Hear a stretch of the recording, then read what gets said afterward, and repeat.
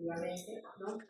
Y ligamentos que tienen que ver con el sustento de dichas estructuras. A su vez, formamos un número de articulaciones muy importantes que tenemos en el trabajo torácico.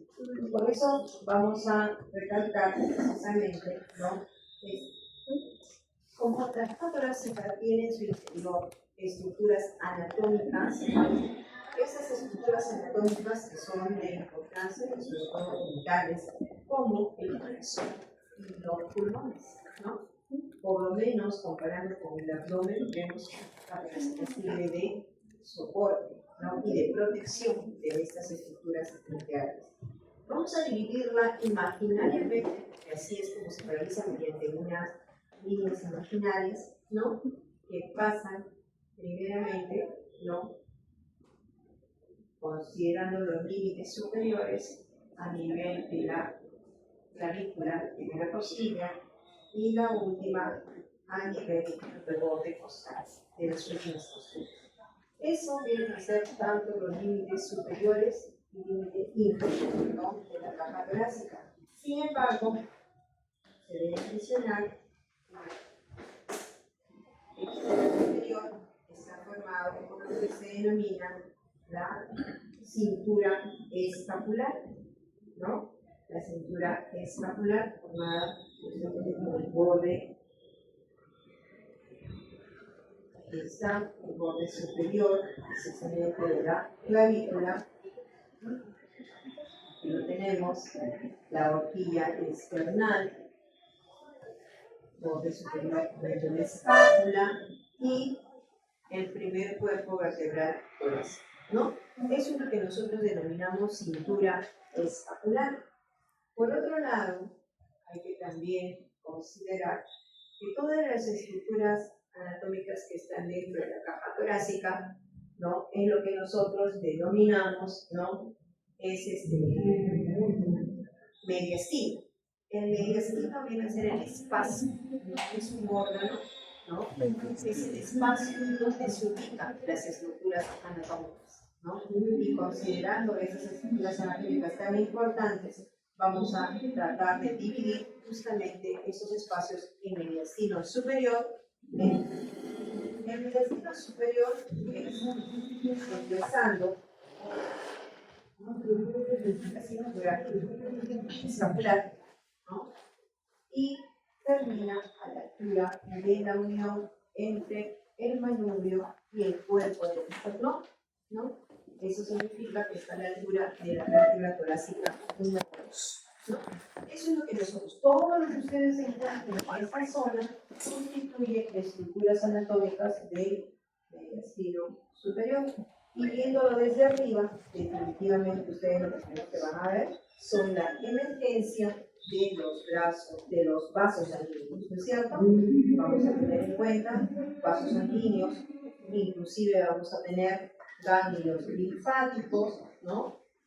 Importante también la cantidad de ganglios linfáticos en esta zona, glándulas endocrinas y las emergencias de la carótida primitiva, ¿no? Entonces, esto es lo que vemos en lo que se refiere al mediastino superior. Todo lo demás constituye el mediastino inferior. Sin embargo, el mediastino inferior también se divide en dos líneas imaginarias, ¿no? Que las colocamos. Y esto, primeramente, es el mediastino anterior, el mediastino medio, casi el tercio superior de la clavícula, y la cara posterior del esternón, como líneas. ¿Qué sucede? Todo lo que está por detrás de la cara posterior del esternón y lo que está por delante del pericardio, cara anterior del corazón, corresponde a mediastino. Mediastino posterior definitivamente viene a ser el corazón y los grandes vasos. Y el mediastino posterior será la parte posterior del corazón pericardio y la cara anterior de los cuerpos vertebrales. Todo lo que está en la parte de atrás constituye precisamente el mediastino posterior. ¿Ok? Entonces, tenemos ya para ubicarlos anatómicamente, que constituye la importancia de la caja torácica. Entonces vamos a quitar toda la parte cardiovascular y nerviosa, por supuesto, para ver, ¿no?, la caja torácica. La caja torácica definitivamente es protección de estas estructuras, ¿no? Como conocemos, podemos tener en cuenta, ¿no?, precisamente, considerando aquí el hueso esternón es un hueso plano y las costillas principalmente. Por eso lo puedo dejar de lado también, tener en cuenta que en la parte posterior figura la columna vertebral. La columna vertebral, estamos hablando de las vértebras torácicas, ¿no es cierto? O también denominadas vértebras dorsales. Bien. Entonces empecemos con el primer hueso que constituye y que se ubica en la región anterior del tórax, que viene a ser el esternón. El hueso esternón, ya lo conocen ustedes, es un hueso plano, ¿no?, que tiene ciertas características importantes, ¿no? Primero, tiene una primera porción que se denomina, ¿cómo se denomina? Manubrio. Una segunda porción,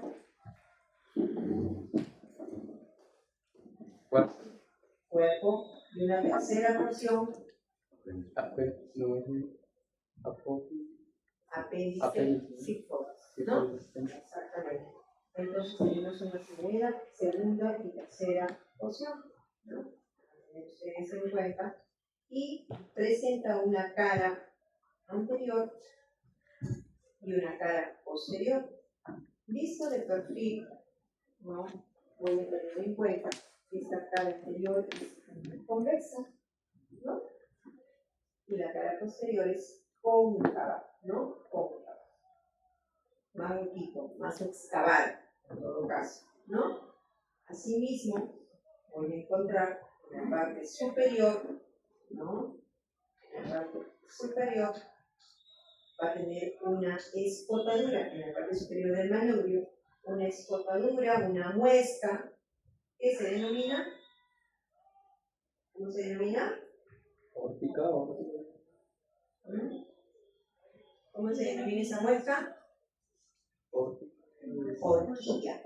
Horquilla external. También escotadura. Escotadura. ¿Ah?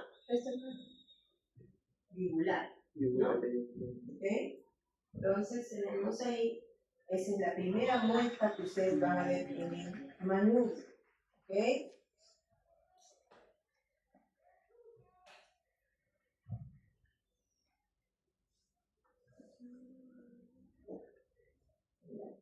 Entonces van a tener en cuenta justamente ya esta primera escotadura.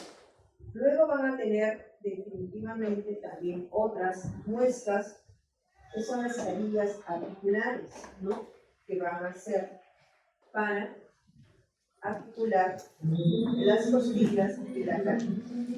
Una pierna viene a ser para la clavícula, para la porción external de la clavícula. Una segunda que va a ser para la primera costilla, ahí la tienen ustedes, el manubrio, la primera costilla. Y cuando lleguen ustedes a la unión entre el cuerpo y el manubrio y el cuerpo, justamente en esa unión hay otra carilla que es para la tercera costilla, ¿no? Perdón, tenemos acá primera costilla, segunda costilla, para la segunda costilla, ¿ya? Segunda costilla. Entonces tenemos una primera que es la horquilla external, una primera escotadura o carilla articular para el extremo external de la clavícula, una segunda que está en el manubrio también, que es para la primera costilla, y una que es para la segunda costilla, que está entre el manubrio y el cuerpo del esternón. Todos los bordes laterales van a encontrar ustedes con carillas articulares, ¿no? Definitivamente. Acá tenemos la tercera costilla, la cuarta, la quinta, la sexta, la séptima de ustedes. Entonces,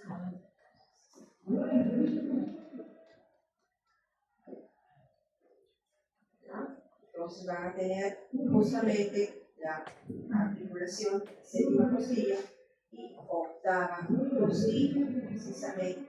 Y justo la octava costilla junto con la séptima casi está en el orden de la apéndice, ¿no?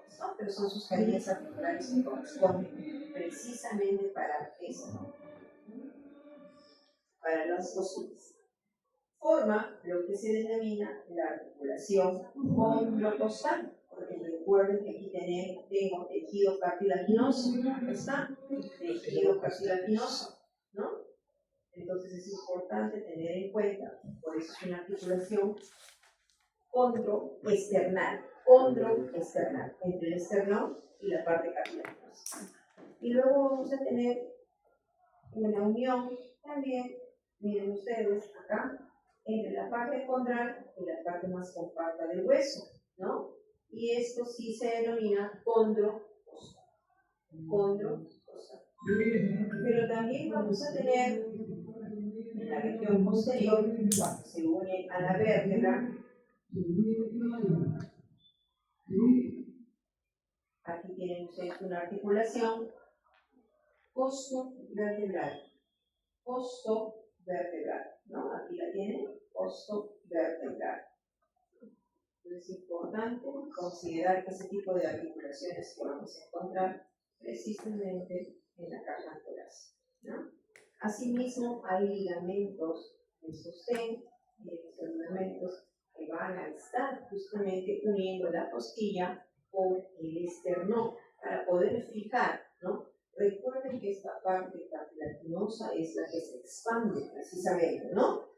Permite los movimientos de la mecánica ventilatoria, tanto a nivel de inspiración como también de expiración. Entonces ahí tenemos nosotros esta parte. Ahora, es bueno destacar también que puede haber algunas patologías congénitas, efectivamente, ¿no? Que se pueden llegar a producir, ¿no? Y estas patologías van a tener relación precisamente, ¿no? Con la estructura del esternón. Pueden encontrar un tórax medio abombado, porque está el tórax más convexo hacia adelante, pero también pueden encontrar un tórax más excavado, que tiene la concavidad más profunda, y eso se denomina pectum excavatum, mientras que el otro pectum catenatum, ¿no? Ambas patologías son congénitas, ¿no? Salvo que me hayan tirado un golpe tan fuerte que ha logrado que el escápulo se vaya hacia adentro, lo cual es un poco más complicado. Pero esas patologías durante el desarrollo embriológico, que empieza a partir de la tercera semana de desarrollo y finaliza más o menos en la octava, la décima, entonces el hueso que se está formando tiene esta atrofia, ¿ya? Hay que tener bastante cuidado, cuando se llega a producir eso, porque lo pueden encontrar cuando evalúan a un niño o adolescente, ¿no? Tenemos también ahora que evaluar parte de la caja torácica, las costillas, que también son otros huesos planos, ¿no? Huesos planos muy importantes que van a participar en la mecánica ventilatoria. Y para eso vamos a empezar con la primera costilla, que es una costilla atípica, por si acaso, ¿no? Es una costilla atípica, entonces interesante, por supuesto. Es la más pequeña de todas, ya la han visto ustedes en el anfiteatro, es la más pequeña, tiene tejido cartilaginoso también, por supuesto, ¿no? Que va justamente a articularse con el manubrio del esternón. Esta primera costilla tiene ciertas características, ¿no? Voy a quitar la clavícula, por si acaso, ¿no? Se va a ver mejor. Y acá tiene la primera costilla. Miren, la primera costilla, al igual que todas las costillas, va a tener una cabeza en la región posterior, al lado de la vértebra. Va a tener un cuello que es una parte más adelgazada y va a tener una prominencia ósea que se denomina tubérculo. ¿Ok? No tiene ángulo, todavía no forma un ángulo, porque es un poquito más oblicua, ¿no? Por supuesto que se articula con la caída articular y el movimiento del esternón, y tiene eso se denomina también cuerpo, por si acaso, cuerpo, ¿ya? Y vamos a tomar en cuenta de que la posición que tiene la primera costilla es como si estuviera echada, ¿no? Ahí la ven, como si estuviera echadita. ¿Ya? No es como la tercera costilla, en donde ustedes van a ver que hay semi-oblicuo, por supuesto, pero hay una cara externa y otra cara interna, prácticamente.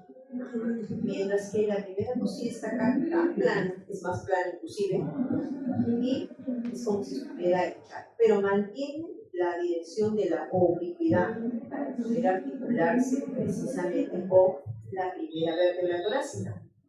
Y si ustedes se dan cuenta, tenemos acá la primera vértebra torácica, estos ligamentos, y acá vamos a tener la primera vértebra. Y miren que la cabeza se articula, toda la cabeza, en una caída articular del cuerpo vertebral, ¿no? Mientras que el tubérculo se articula en la caída articular de la apófisis. ¿Qué apófisis? ¿Ah? ¿Qué apófisis es? Transversal y transversa. Chicos, ustedes ya pasaron. Se hace de memoria. Ya no tienen que estar mirando nada. ¿Ya? Entonces ya tienen que conocerlo y saberlo. Yo la costilla está bien, pero a ver, no, por supuesto. Entonces, estamos viendo que la cabeza, el tubérculo, justamente se articula, ¿no? Se articula precisamente con la apófisis transversa y el cuerpo vertebral. ¿Qué pasa con esta primera costilla? Justamente hay algo muy importante porque nos sirve de punto de referencia. Aquí está. Justamente en su cara superior, ¿no? Pasa, cruza la arteria subclaviana y la vena subclaviana. Arteria y vena subclaviana. Estamos en la parte media posterior de la costilla, por si acaso no puede. Entonces ustedes cuando han tocado la primera costilla, se ve como una especie de huellita, ¿no? Más que todo, como un espacio que queda, ¿no? Y ahí es porque ha pasado la vena subclavia y la arteria subclavia, ¿no? Ahí lo tenemos. ¿Qué más vamos a encontrar? Vamos a encontrar que tiene una prominencia ósea. Esa prominencia ósea, ahí está, es lo que se denomina el tubérculo de Biscay. Tubérculo de Biscay. Es el tubérculo de la primera costilla. ¿Okay? Voy a quitar la parte cardiovascular para que se pueda observar mejor. Y vamos a tener a la primera costilla. Voy a echarle un poco más. Y ahí está. Hay como dos huecos ahí, como dos huellas, mejor dicho, ¿no? Ahí está. Miren esta huella que está acá. Esta huella y esta otra huella, ¿no? Acá es arteria y acá es vena, por si acaso. Entonces, esta prominencia, tienen que tocar por eso. Aprovechen la próxima semana en volver a tocar la costilla.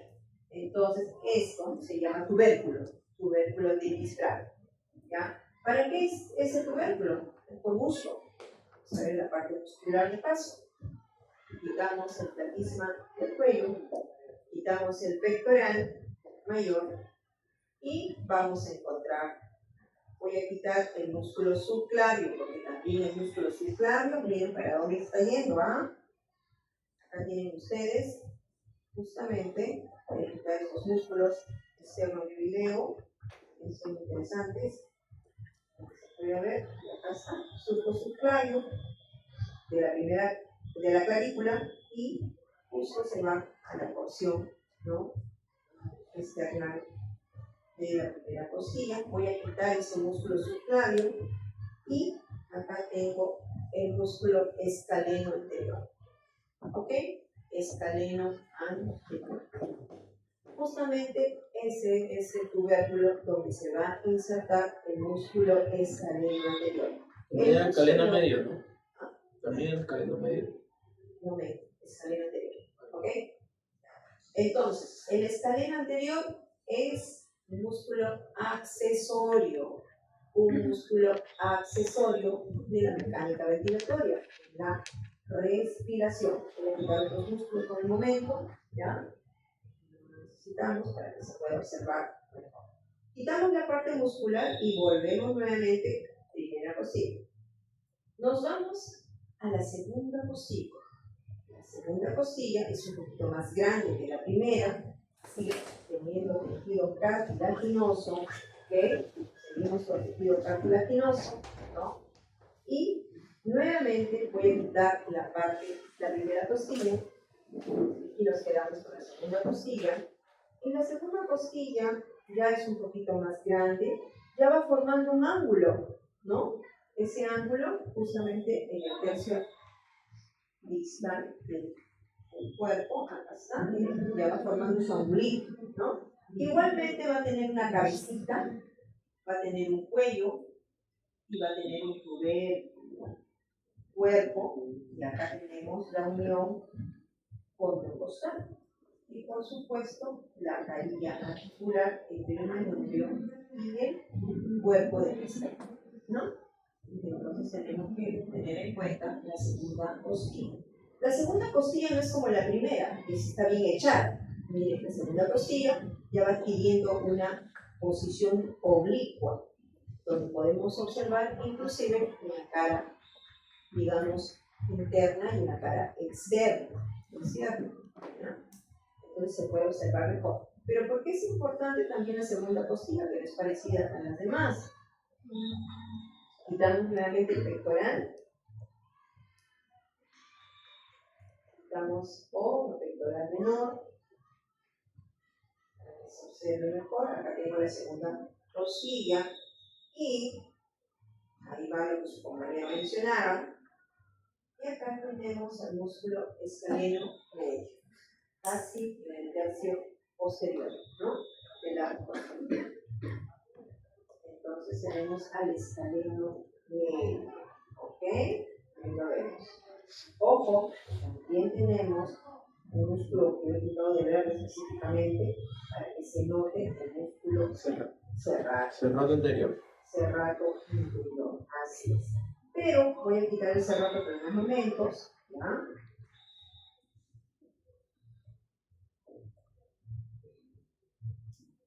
Para observar mejor la segunda costilla, ¿ya?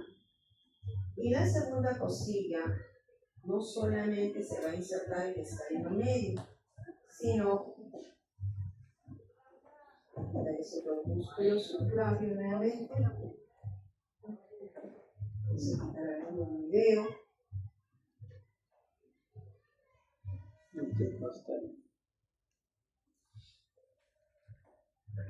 Ahí está. Escaleno posterior. ¿Ven ustedes? Sí, escaleno posterior, ¿no? Y voy a quitar el escaleno medio. Y los músculos escalenos, desde donde mejor, escaleno posterior. Voy a colocar la primera costilla también.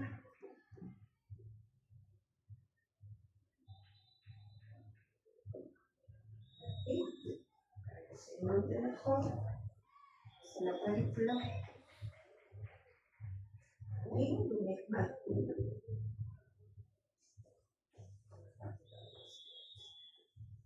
ahí se nota mucho mejor, miren, ¿no?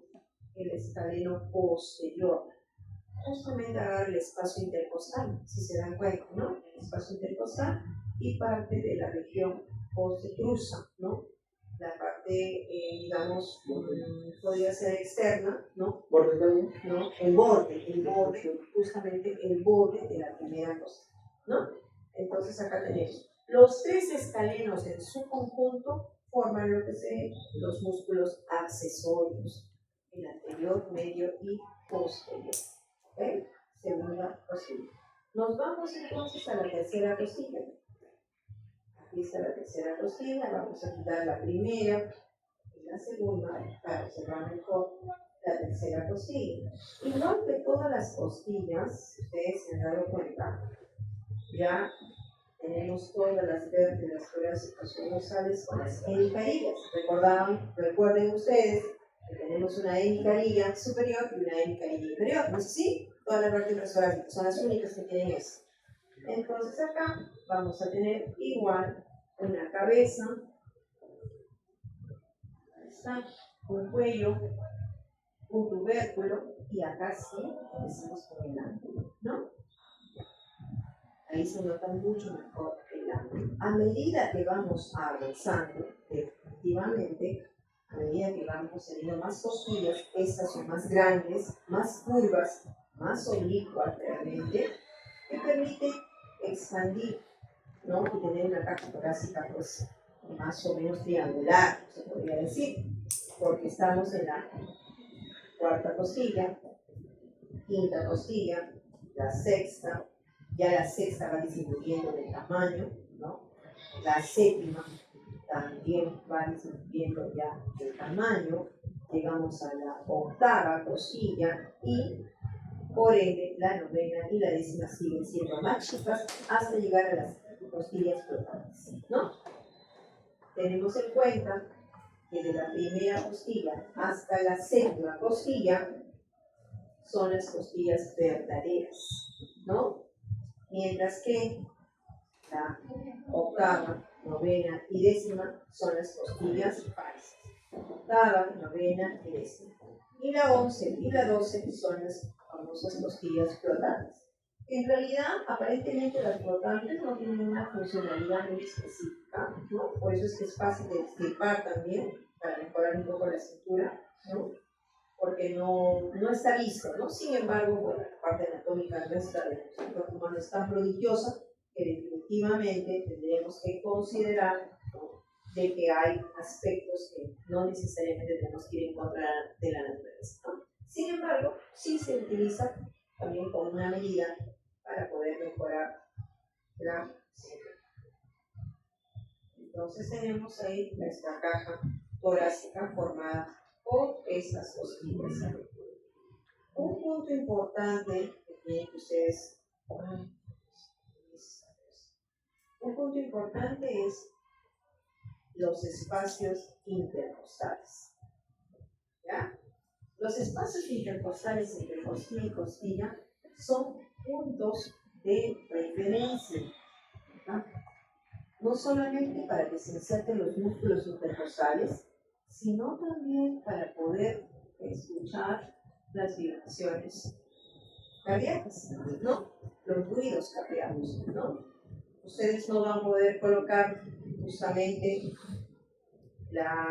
realizar la auscultación, no vamos a colocarlo hueso, porque no escucharía nada, ¿no? Aparte que es un sonido mate, ¿no? Mientras que en los espacios intercostales sí es importante, ¿no?, colocar no solamente al auscultar, sino también al colocar los electrodos cuando hacen un electrocardiograma. Por eso es importante que reconozcan ustedes la horquilla external, que ya todos se pueden palpar su horquilla external. Cuando ustedes avanzan hacia abajo, un bultito, ese bultito es el ángulo de Lewis. Ese bultito que ustedes ven es el ángulo de Lewis.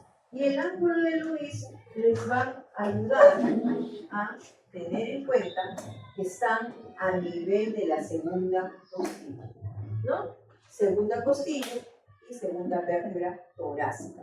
Y a partir de ahí empiezan ustedes justamente a cortar los espacios intercostales, ¿no? Entre la primera y la segunda van a encontrar el primer espacio intercostal, y cuando llegan al ángulo de Lewis, aquí van a encontrar el segundo espacio intercostal y van contando 3, 4, 5. Y si les dicen a ustedes, coloque usted el electrodo en el tercer espacio intercostal para externar, línea media clavicular, línea media axilar, y ya ustedes están expeditos para poder diferenciar entre dónde van a colocar. En el paciente, por supuesto, es lo que tienen que palpar el paciente. Por eso practiquen en sus cuerpos de tal manera que les permita distinguir justamente ellos, ¿no? Bien, tenemos entonces que tener en cuenta, ¿no?, los espacios íntegros. Veamos ahora la parte muscular. La parte muscular es muy interesante también. Ahí tenemos que hablar de la mecánica ventilatoria, ¿no? Vamos a quitar todos los músculos de la cabeza y del cuello, ¿no? Bueno, todavía porque tenemos la cabeza. Primero, platisma del cuello lo saco. No lo necesito, no es un músculo accesorio, pero sí tengo que conocer al músculo esternoideo. El esternoideo, como su nombre lo indica, viene del hueso externo, muy cerca de la horquilla esternal, ¿no? Entonces tenemos ahí, ¿no?, el esternoideo que va hacia el hueso yoides. ¿Qué otro más tenemos? El músculo esternocleidomastoideo. Muy interesante también. ¿Por qué? Porque el esternocleidomastoideo no solamente inserta esternón, sino también clavícula, ¿no? Y por ende, ¿no?, es un músculo accesorio. Cuando ustedes encuentran justamente un paciente con distrés respiratorio o con dificultad respiratoria, todos sus músculos van a estar prácticamente, ¿no?, en operatividad. Por lo tanto, no solamente van a ser los músculos intercostales, que son los importantes, sino también existen músculos accesorios, ¿ya? Y los escalenos también son músculos accesorios, por si acaso, porque recuerden dónde se inserta, dónde se queda justamente el músculo. Primera y segunda cosilla, ¿no? Entonces ya saben eso. Bien, vamos a empezar con los músculos del tórax. Tenemos acá el pectoral mayor, empezando. Miren todo lo que origina, que es la cara interior anterolateral, se podría decir, del hueso externo, bastante grande, ¿no? Y llega a insertarse ¿en dónde? ¿Cómo se llama? Tenemos el número, ya, pero ¿cómo se llama eso? Miren que por ahí está pasando. Eso depende de la correa. Exactamente, el labio externo de la correa occipital, ¿no? Así es, porque ahí está pasando la porción larga del bíceps braquial. Miren cómo se voltea justamente. Entonces, ahí tenemos al pectoral mayor y nos vamos al pectoral menor. Miren el pectoral menor. También es importante. Vamos a quitar acá, acá. Y tenemos al pectoral menor. Pectoral menor. Miren dónde está. Agarran segunda costilla, tercera y cuarta costilla, ¿no? O sea, sí interviene también, ¿no? Porque cuando yo me expando, tomo aire, mi pectoral me va a ayudar también, ¿no? No es que me va a deprimir, me tiene que ayudar a expandir mi tórax, ¿cierto? Por ende, el músculo pectoral, ¿hasta dónde se está dirigiendo? ¿Dónde se inserta? ¿En la cápula? Sí, en la cápula. Apófisis coracoides. Así es. Es en la apófisis coracoides de la escápula. Apófisis coracoides de la escápula. Incluso aquí es el músculo coracoidal. Entonces quitamos el músculo pectoral menor. Ahí está. Y nos encontramos con el cerrato. Eso lo he visto en el antillato. Este partidito, pero ahí se nota así. Cerrato anterior. Vamos a quitar todos los músculos de la extremidad superior, ¿no? Y el cerrato, pues también miren hasta de dónde viene, ¿no? Segunda, tercera, cuarta, quinta, voy a quitar acá el oblicuo, ahí está. Seguimos todavía, quinta, sexta, séptima, octava, ¿no? Ahí está, miren hasta la novena costilla, ¿no? Ahí está. Voy a quitar ese músculo dorsal ancho, que también es un músculo que se encuentra en la parte posterior. Miren todo lo que abarca el cerrato anterior, ¿no? Entonces también participa, ¿no?, este músculo justamente en la mecánica ventilatoria. Vamos a quitar el cerrato, ¿no? Y ahora sí empezamos con estos músculos que son propiamente del movimiento inspiratorio y expiratorio. ¿Quiénes son? Los intercostales externos. Estos músculos van de adentro hacia afuera, así, como mis dedos, ¿no es cierto? Así, los dedos de mi mano están así. Entonces, estos son los intercostales externos. Pero los intercostales internos tienen sus fibras. Sus fibras van de afuera hacia adentro. Quiere decir que mis manitos tienen que ir, mis deditos para el otro lado, hacia adentro, ¿no? Entonces, es la diferencia que tenemos en articulación. Todos los espacios intercostales van a estar justamente donde se colocan los intercostales, músculos. ¿Cuál es la función de los intercostales externos?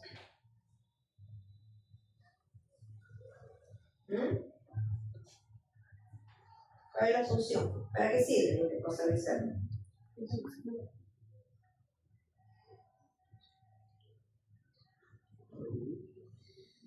¿Para qué sirve? De adentro hacia afuera. ¿Ah? De adentro hacia afuera sería bueno. Sí. ¿Para qué sirve? ¿Es para inspirar? De hecho, que es movimiento. De hecho, que es movimiento. ¿Movimiento qué? Dígame. ¿Lo que me has dicho ahorita? ¿Ah? ¿Inspiración? Inspiración. Es un músculo netamente inspiratorio. Si yo les digo a ustedes, tomen aire, se mueve más, es el intercostal externo. ¿Cierto? El intercostal externo. ¿Y el intercostal interno? Expiratorio. Netamente expiratorio. Es el que actúa para relajar justamente y es movimiento expiratorio. Pero no solamente estamos ahí, tenemos otro músculo por ende principal. El músculo diafragma. A la vez el músculo diafragma me divide tórax y abdomen también, porque por encima del músculo diafragma están todos los órganos intratorácicos, mejor dicho, ¿no? Y por debajo están los abdominales.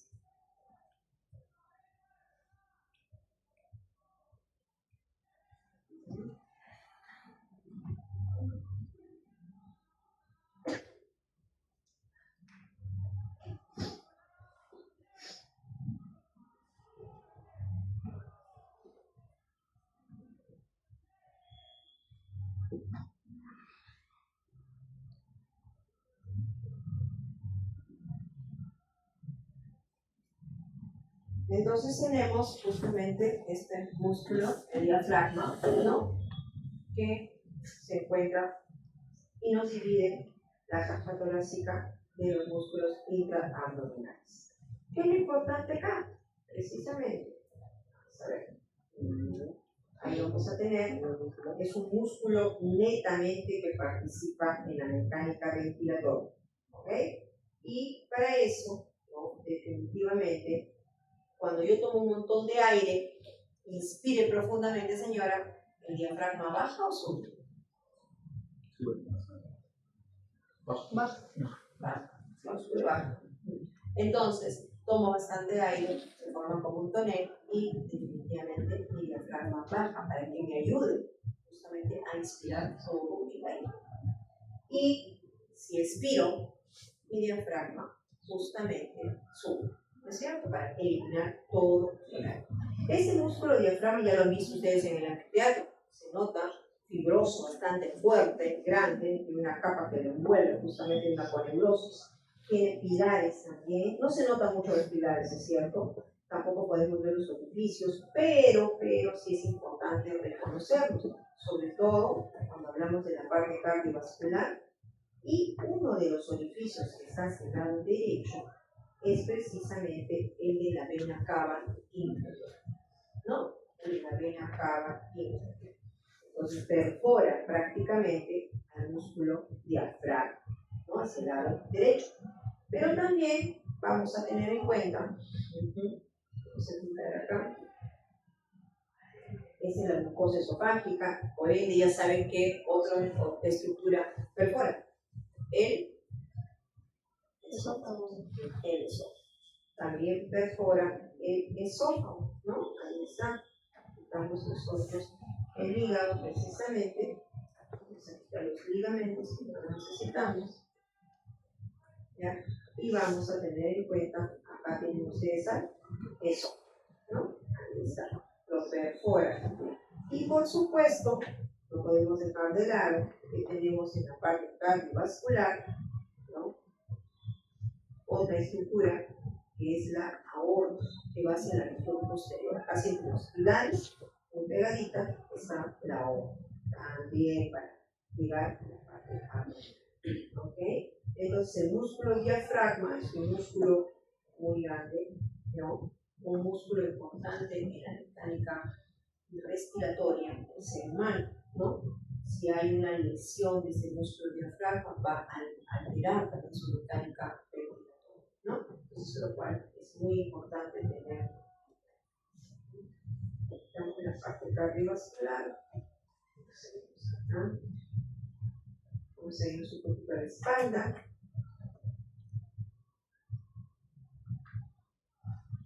Ahí está.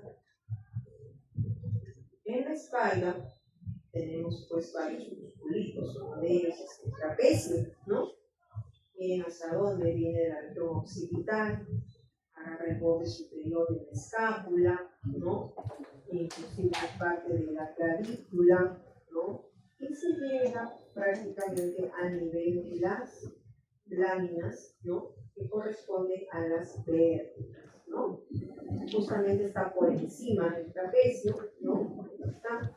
Si yo quito el trapecio, voy a encontrar, ¿no? Otro músculo, que son los músculos longuísimos, pero en la parte superior está el romboide mayor. Y hacia arriba vamos a tener romboide menor. Romboide menor. Voy a quitar el romboide mayor para que se note mejor. Y acá tienen ustedes el cerro posterior.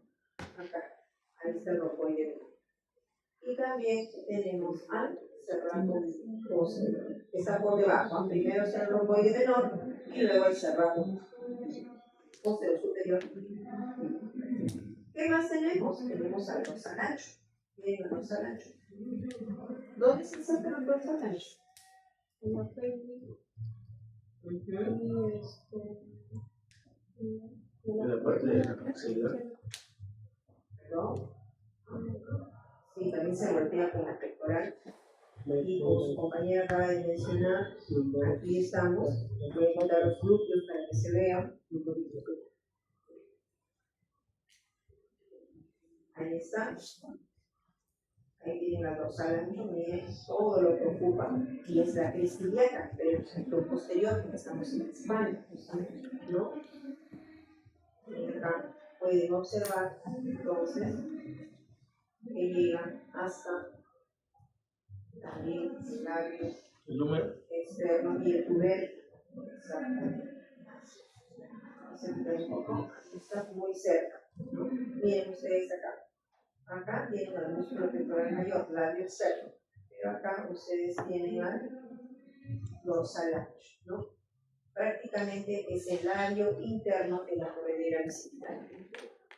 Labio interno de la corredera bicipital, ¿no?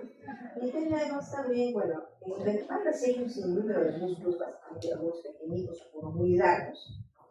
Este es el dorsal ancho.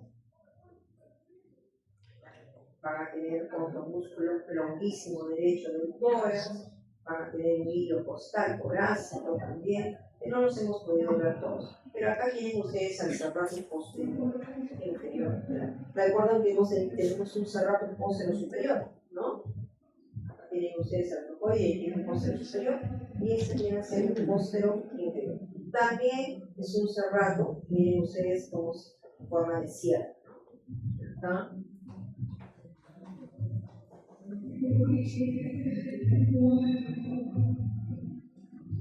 Voy a quitar la escápula para que se vea que también tiene forma de sierra.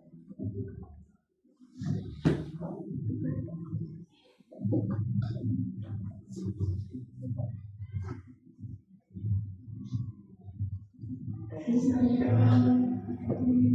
miren que va a las costillas, por lo tanto son músculos accesorios. Bien, ¿no? Estos son los músculos principales de la mecánica respiratoria, ¿sí? ¿No? Son músculos accesorios. Vamos a ver la parte de irrigación. Y para eso tienen que recordar justamente la primera cosilla.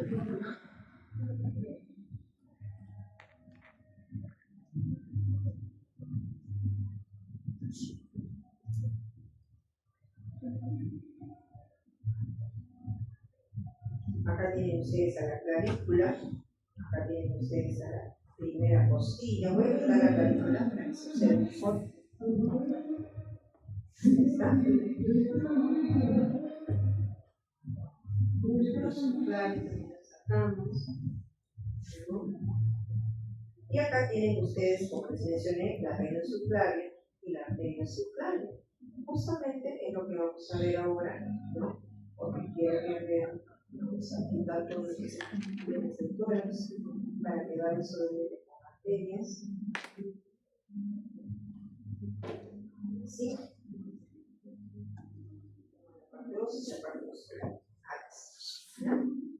Entonces nos dirigimos a la vena subclavia.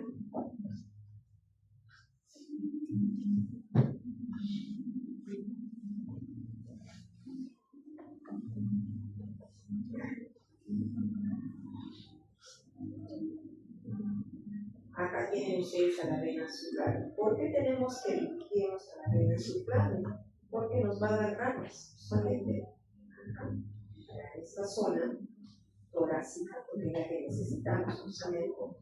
Y por supuesto que hay ramas que van para la mitad de la cabeza, ¿no? Todo lo que está en los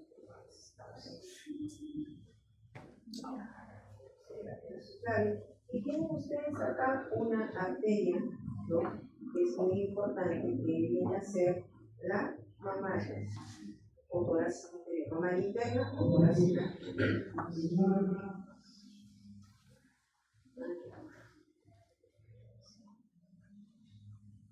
Ahí tienen. La torácica interna o arteria mamaria interna, ¿no? ¿Y por qué? Porque la mamaria interna, justamente, ¿no? Ahí está. Miren el recorrido de la mamaria interna, ¿no? Toda la cavidad torácica. Vamos a colocar la parte ósea para que se den cuenta, ¿no? Ahí está. Es la mamaria interna o torácica interna. Muy bien. Internamente la parte ósea. Y la torácica es la mamaria. Me da ramas. Ahí están las intercostales anteriores. Intercostales anteriores. Ahí van a tener ustedes sus intercostales que van justamente para toda la caja torácica. Y también vamos a tener ramitas para la parte que corresponde al diafragma, ¿no?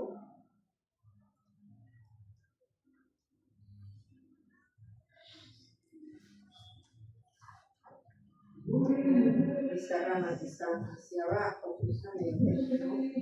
Entonces, ahí está, músculo diafragmático, ¿no? Se va convirtiendo en mamaria y también va a llegar en diafragma, ¿no? Pero estábamos con las intercostales anteriores. Vamos a ver. Entonces, acá tenemos las intercostales anteriores.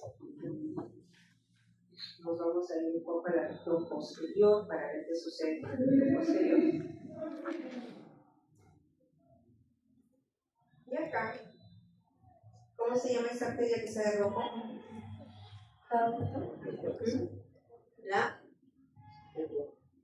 ¿Cómo se llama? Si se equivocan, se equivocaron, pero díganlo. Porque no tienen vergüenza. La aorta. Después no digan, ay, lo sabía. Porque es una tontería decir, ¿no? Ay, lo sabía. Para eso es un buen elección. Bien, y dar a la perfección. Tenemos entonces, a la aorta. La aorta descendente nace con dos arterias, son las intercostales posteriores. ¿Ok? Entonces tenemos intercostales anteriores e intercostales posteriores, pero ojo que las intercostales anteriores y posteriores sean las como, ¿no? Según precisamente. Aquí ustedes tienen las intercostales intercostales anteriores, perdón, y se están anastomosando con las intercostales posteriores que nacen de la asis. Entonces ahí tienen ustedes una derivación bastante amplia, por supuesto, es importante. Ahora, no significa que sea lo único, ¿no? Aquí hay arterias que van a indicar precisamente a los músculos de la pared torácica, ¿cierto? Las que solamente estoy indicando acá, que va a tener ramas, ¿no? Que van Intercostales. a irrigar, ¿no? Ramas intercostales. No, pero sí hay intercostales.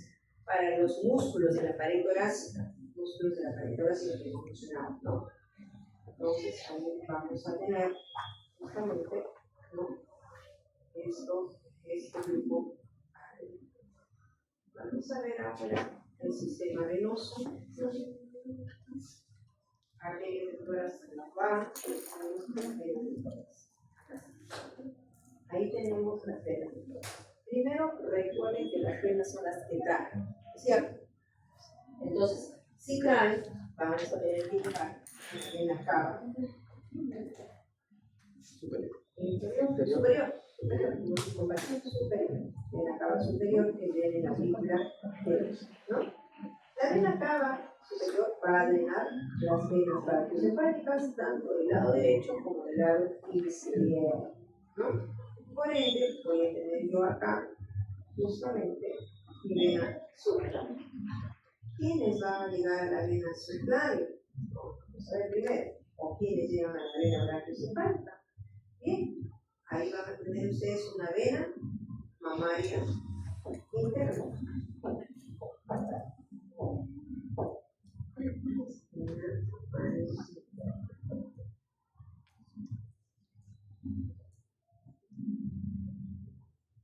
Igualmente, tenemos la vena mamaria, igual vena torácica también se entiende. ahí está, la vena mamaria interna o también vena torácica interna va a drenar en la vena brachiocefálica en ambos lados, ¿ok? Vena brachiocefálica. Pero ahí el drenaje no se queda, ¿no? Sino que las venas intercostales anteriores drenan también en la vena mamaria interna o torácica interna, ¿no? Pero el sistema venoso, ¿no? Intercostales anteriores. Esto es en ambos lados, ¿no? Por si acaso, tanto del lado derecho como del lado izquierdo, ¿no? Y vamos a tener también, vamos a volver un poquito, ¿no? Hay otra vena que es la pericardio diafragmática, que va al pericardio y también al diafragma. Por lo tanto, eso drena también en la vena cava superior. La vena cava superior, pericardio y esa es la normal. Vamos a ver acá. También.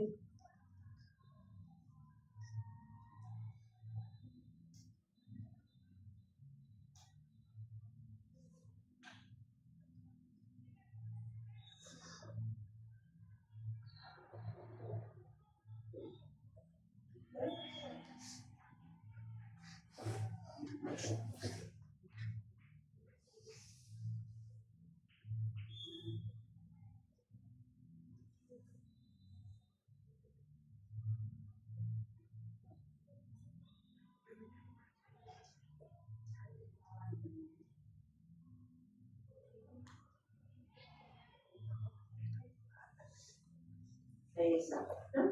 Vena brachiocefálica, tanto en la izquierda como en la derecha. Ahora nos vamos a la región. Recuerden que ahí drenan las venas intercostales anteriores. Nos vamos a la región posterior, pero nos está faltando las venas intercostales posteriores. Entonces nos vamos a la región posterior y ahí cambia la cosa. Primero que nada, ustedes van a ver en el lado derecho las venas intercostales posteriores derechas, pero estas están drenando en la vena asinus. Ese es el sistema asinus que tenemos. Región posterior, ¿ya? Ahí tienen ustedes las venas intercostales del lado derecho. Tenemos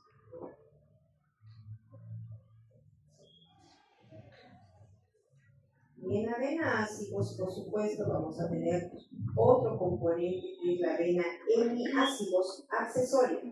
Esta vena hemiácidos accesoria que drena en la vena ácidos. ¿Okay? Y tenemos también otra vena más, que es la vena hemiácidos. ¿Ok? Entonces, tenemos acá vena ácidos, tenemos acá vena hemiácidos accesoria y acá tiene la vena hemiácidos. ¿Estamos? Ácidos, hemiácidos accesoria y vena hemiácidos. ¿Qué pasa aquí? Como verán ustedes, nos faltan las intercostales posteriores. Y las intercostales posteriores se dividen, ¿no? Miren acá, ¿no? Drena en el sistema hemiácidos, tanto el hemiácidos accesorio y el hemiácidos. ¿Ok? Ahí está, del lado izquierdo. En el lado derecho va de frente a la vena ácidos. Y en el lado izquierdo se divide para la hemiácidos accesoria y la hemiácidos normal, ¿no? O sea, ¿qué sucede? Y esas dos drenan en la vena ácidos. ¿Ok? Ese es el sistema o drenaje venoso que tiene de las intercostales posteriores. Intercostales posteriores. Diferente a las intercostales anteriores, ¿no es cierto? Dicho, aquí mamá interna o torácica interna. Así es que tenemos esto.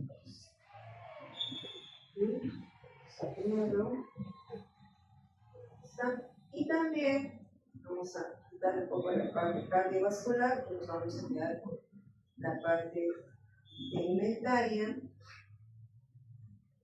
Quitamos todo lo que es bien y nos quedamos con cambios linfáticos.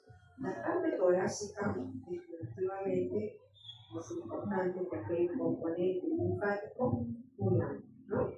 Es el componente y acá tenemos los ganglios paraesternales que son los torácicos internos, ¿no? Por eso cuando hay una neoplasia en el nivel del tórax, en una estructura anatómica, los intercostales, los ganglios linfáticos intratorácicos, en este caso los paraesternales, son los primeros que van a diseminar, ¿no? Dependiendo de la neoplasia. Y esos ganglios son los supraclaviculares, pero acá también tenemos la fosa traqueal, son los paratraqueales, acá vamos a tener los paraesternopulmonares, y acá vamos a tener también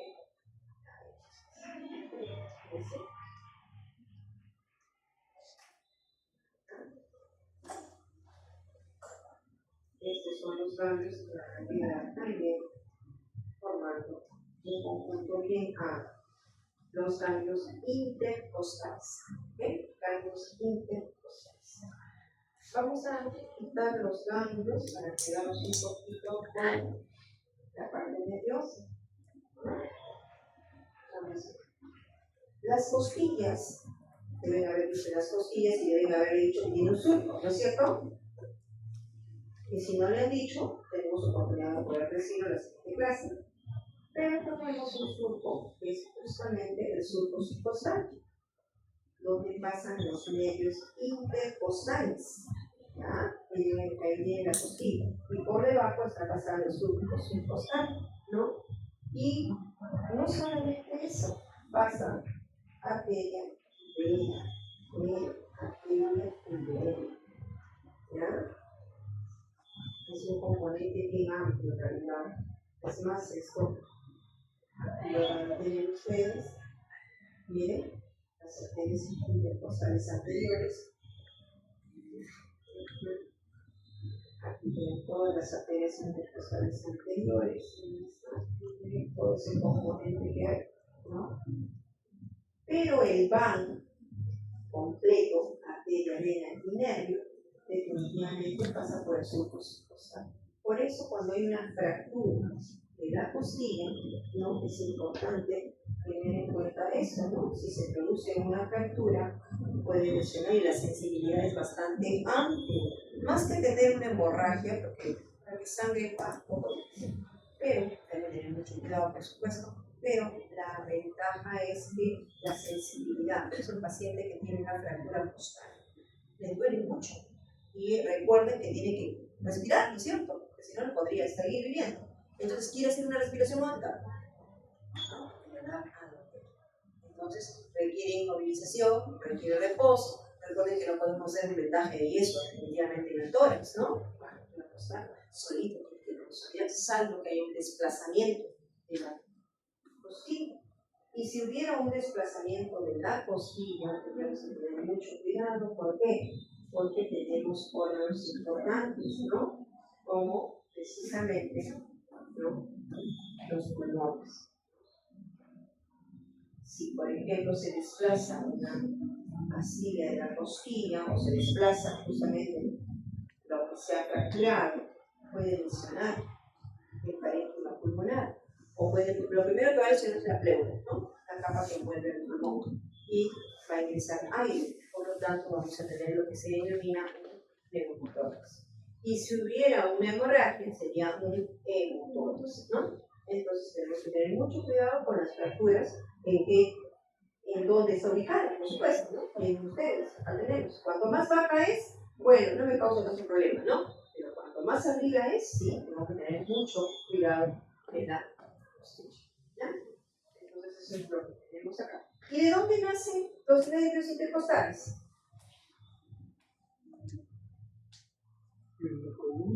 ¿De dónde? ¿De la columna?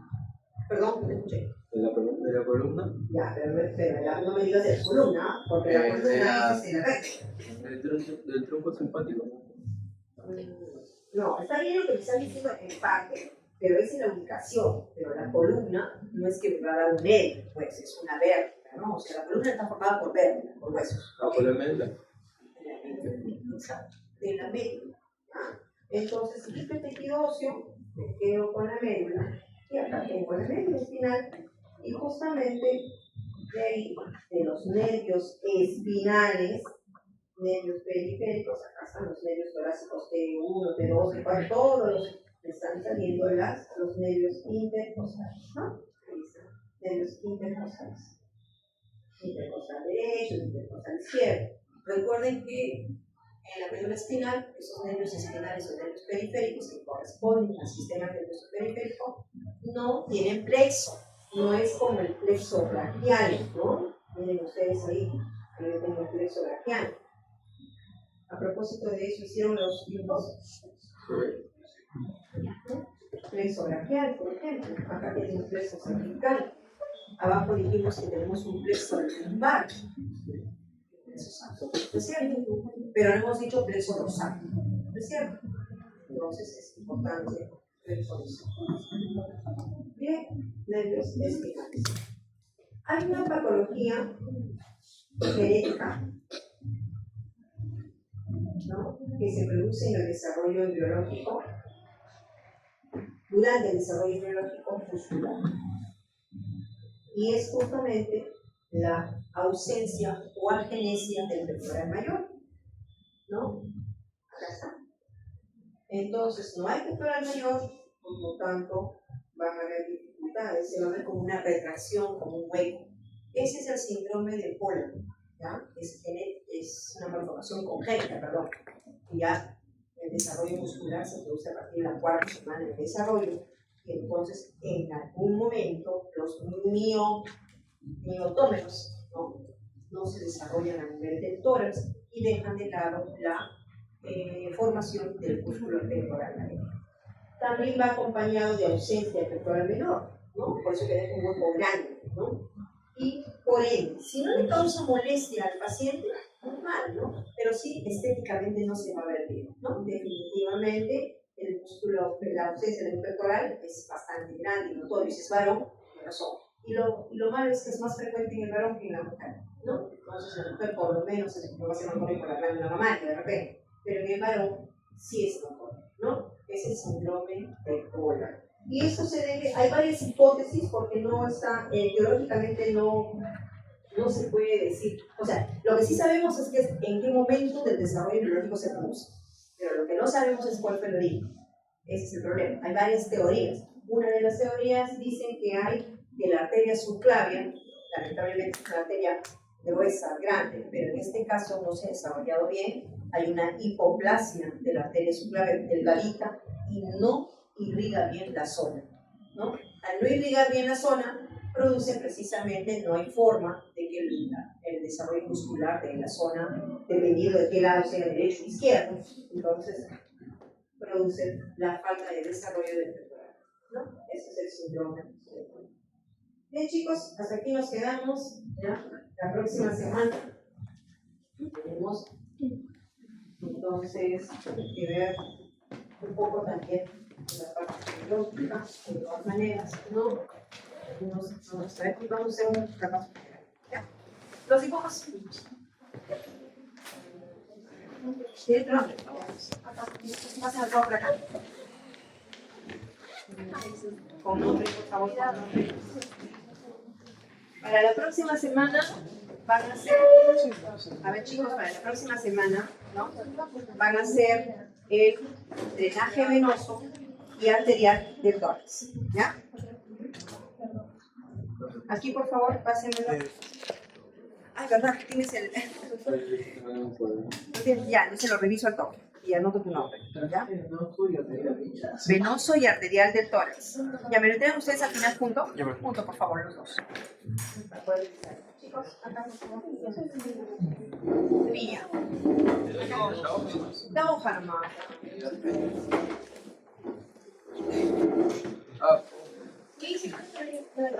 Misa, si me he olvidado mi hoja, puedo traerla.